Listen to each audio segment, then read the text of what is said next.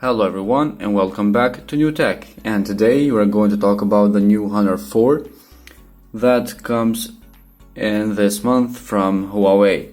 As you can see in these videos and photos, the new Honor 4 comes in 3 different colors: graphite black, sakura pink, and amber sunrise.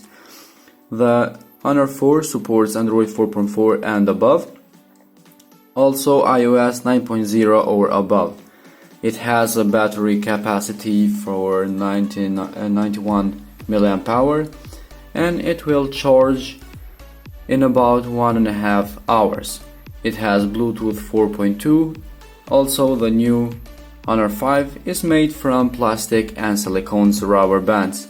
Honor 4 doesn't need a charging cable because it's USB charging, so you just plug it in the USB and you're good to go.